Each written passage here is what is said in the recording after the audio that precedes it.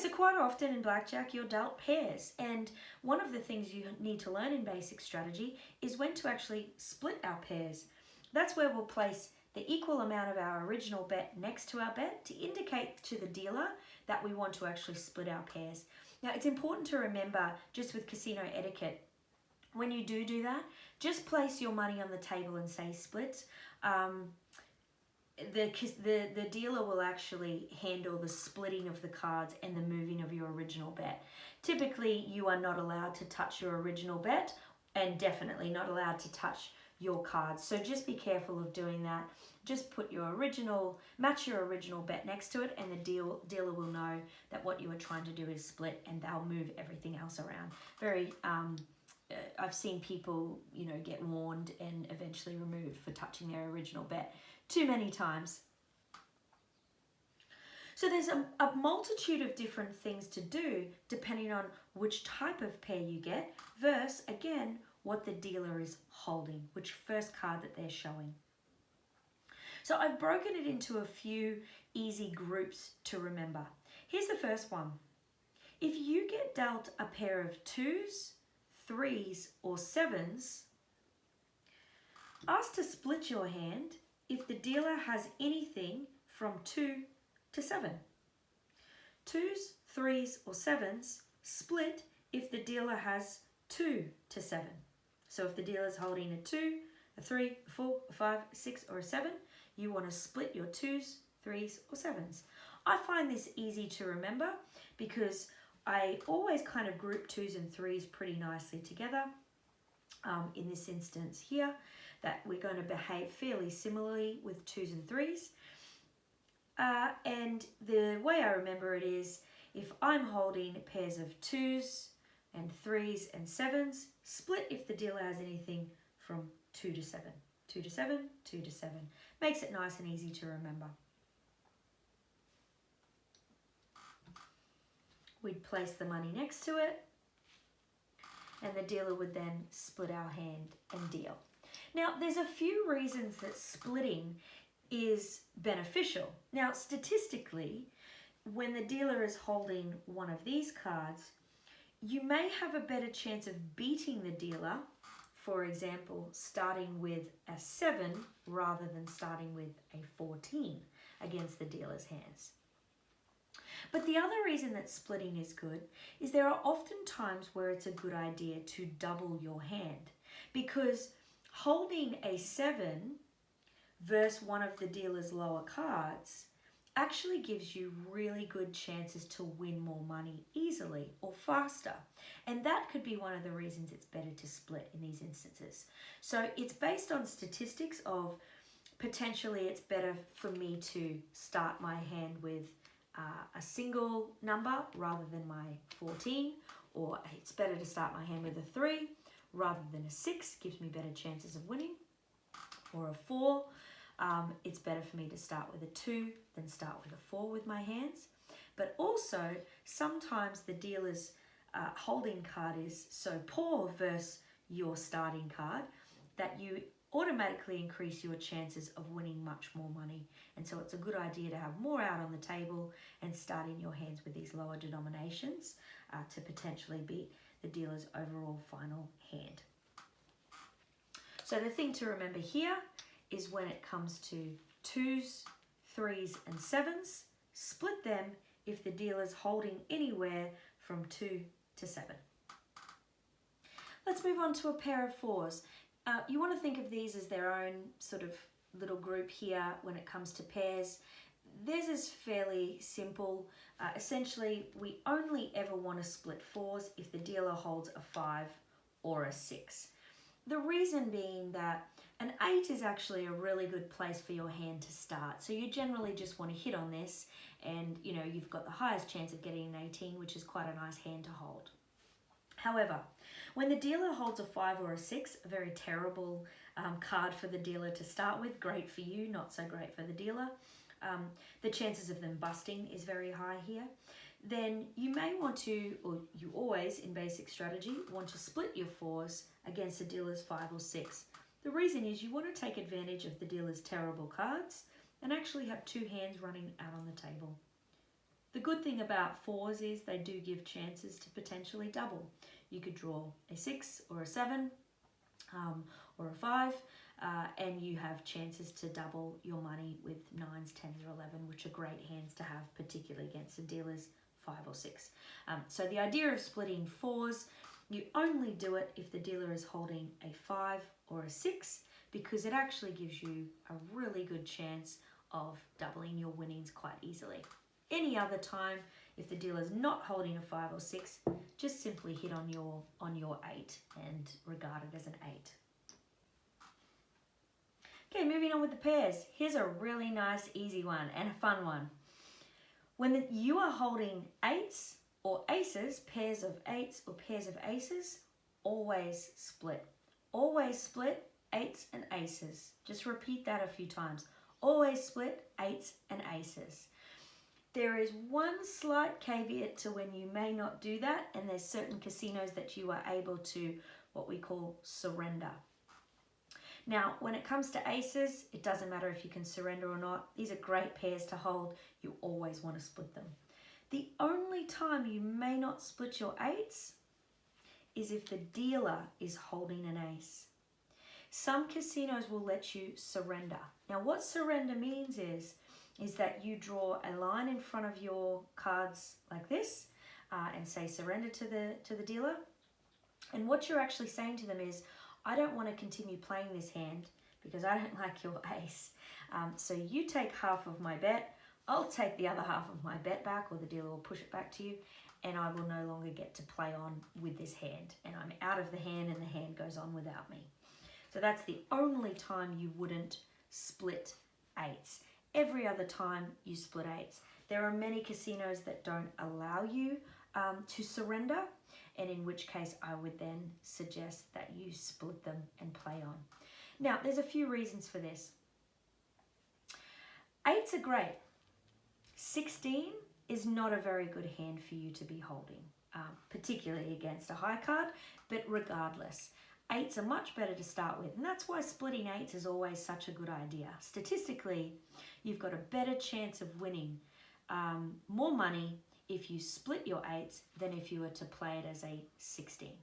And so that's one of the main reasons why we want to always split 8s unless you can surrender against a dealer's ace. Now, splitting aces is obviously giving you 2 chances to win blackjack.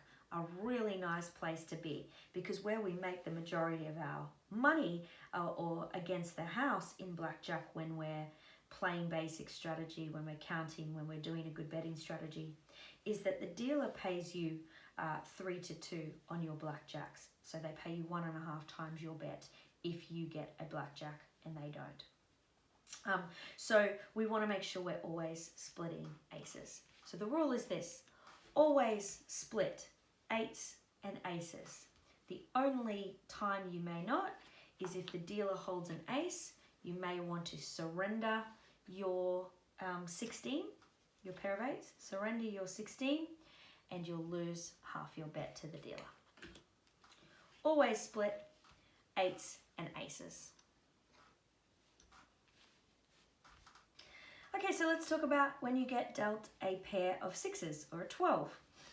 12 is not a great hand to have, but 6 isn't always the best thing to start with either. And so there are certain ways that you want to remember when it's a good time to just play on with your 12 and when it's better to put double your bet on the table and start off with a 6 and see if you can do much better.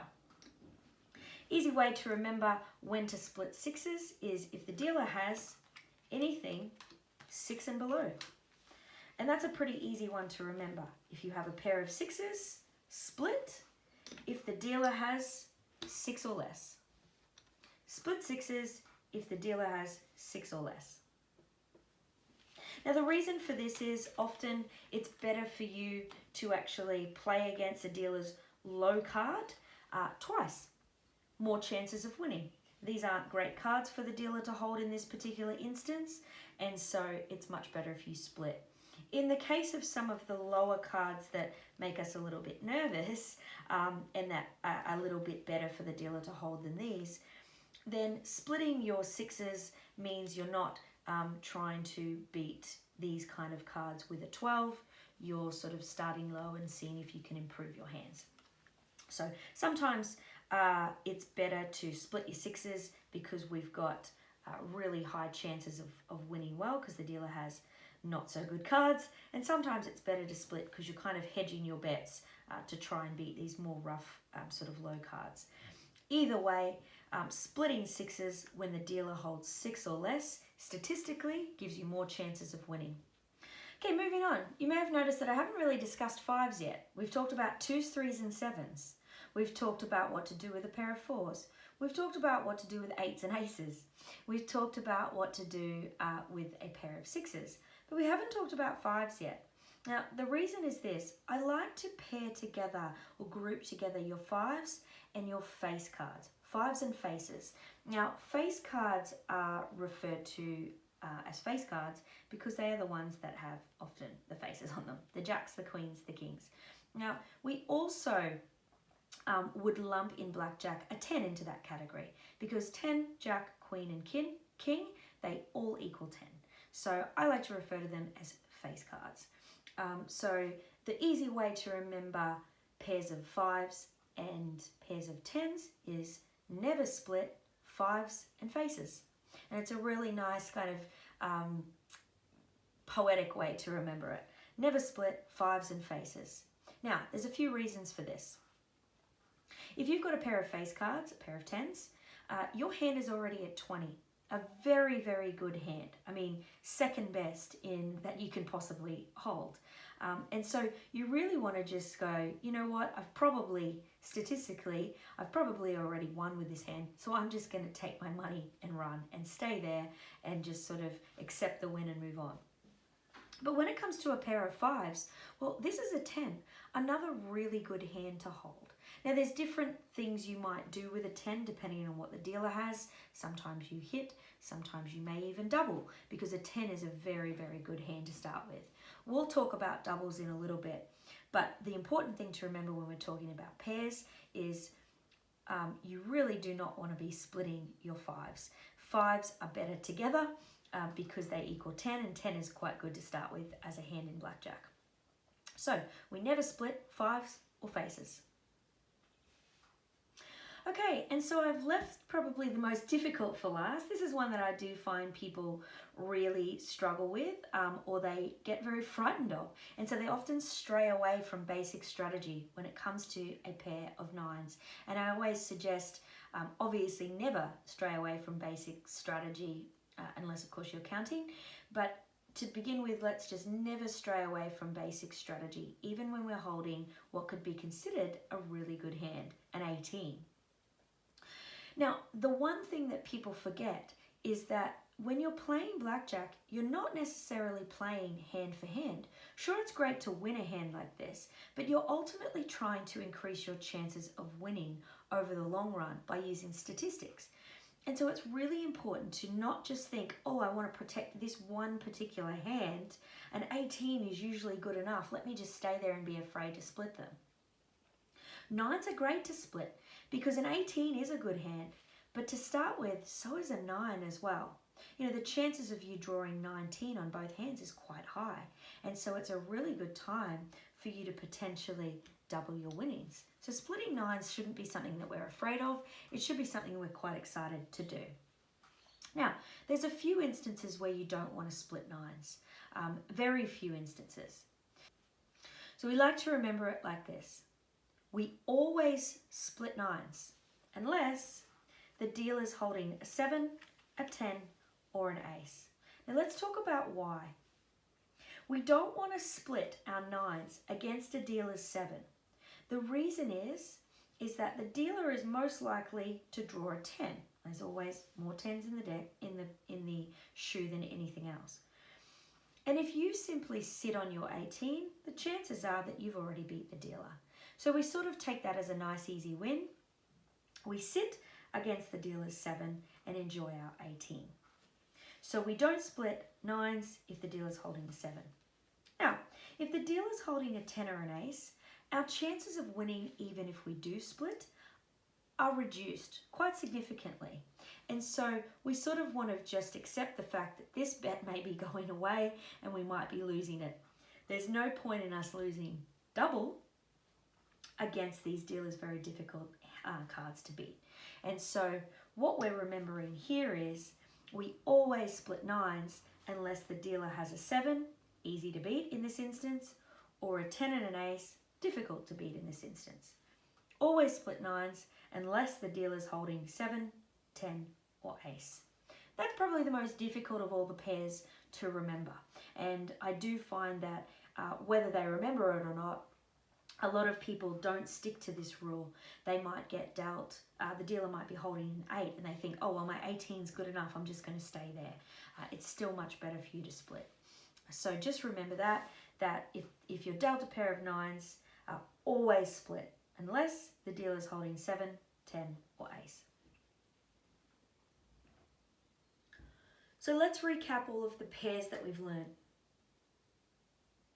If you're holding a pair of 2s, 3s, or 7s, split if the dealer holds between 2 and 7. If you're holding a pair of 4s, split if the dealer has 5 and 6. If you're holding a pair of 6s, split if the dealer has anything 6 or less. Always split 8s and aces.